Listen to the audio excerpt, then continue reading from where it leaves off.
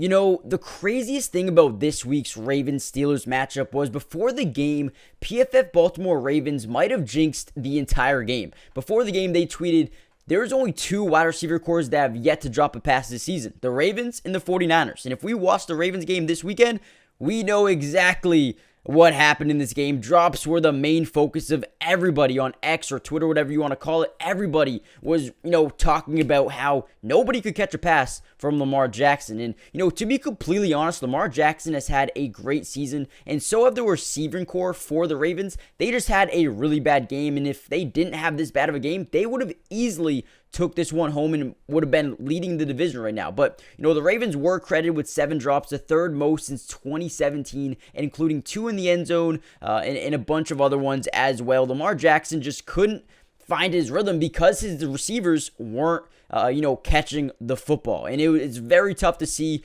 because, if it went in the other direction, the Ravens easily would have won this game. Make sure you guys do me a favor, hit that like button just so we can get this video to more Ravens fans. Subscribe if you're new, join the family. I'm going to be covering the Ravens all offseason long, as well as the rest of the NFL. And in this video, I'm going to break down why, if you're a Ravens fan, you shouldn't be panicking just yet. Everything is going to be okay. I mean, when you look at the Ravens projections right now and, how good they've been throughout the entirety of the season, not only offensively, but defensively, and, they're just starting to get healthy as well. You see, that should have been potentially a touchdown there. And as we see here, Lamar Jackson was actually the highest rated Ravens player according to PFF, still while having 7 drops on the day. I mean, that is actually crazy to think about. And they also had Roquan Smith, Kyle Hamilton, Patrick Queen, Tyler Lindenbaum also in there as well as some highest rated players. Now, I do want to give you this stat. Lamar Jackson is having a career high in terms of, getting the ball out. He's holding the ball for about 2.9 seconds, which is a career high right now. Listen, that's what you want to see out of your quarterback. You want to see him get the ball out a little bit more, a little bit faster, and that's exactly what he's doing. The Steelers currently sit atop of the division right now, but listen, the Steelers aren't too much of a threat right now if you're the Ravens.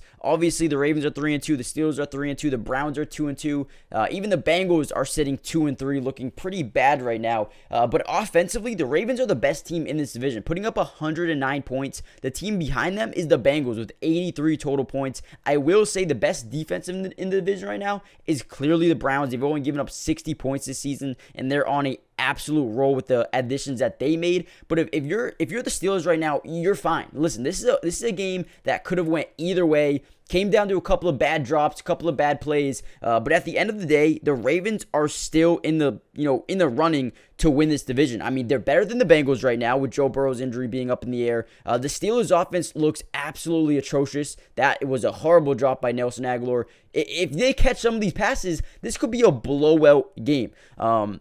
The Ravens defense. Let's talk about the Ravens defense. They've been so good, and they're just starting to, scratch the surface of what they can be. They're starting to get healthy here. They rank number 2 in terms of points allowed per game.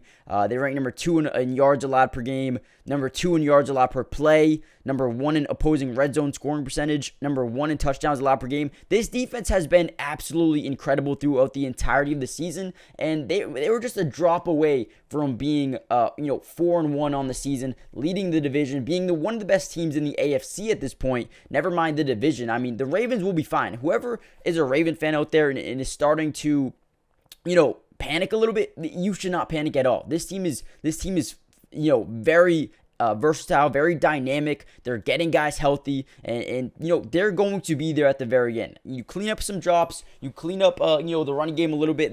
They've still been really, really productive on the run game or in the rushing attack. But if you continue to find consistency in that area of your game and then continue to build on the passing game, which they have, I think this is going to be one hell of a season for the Baltimore Ravens, who, like I said, are going to just start getting into their rhythm here over the next few weeks. They do need to protect Lamar Jackson a little bit better. They're allowing the 27th most sack percentage allowed, so need to protect him a little bit. Ronnie Stanley coming in, he looked a little bit rusty, but I do think he'll get a little bit better as time goes on. I wouldn't panic about him either. But overall, let me know what you guys think about this Ravens team. Is it time to panic? Is it not time to panic?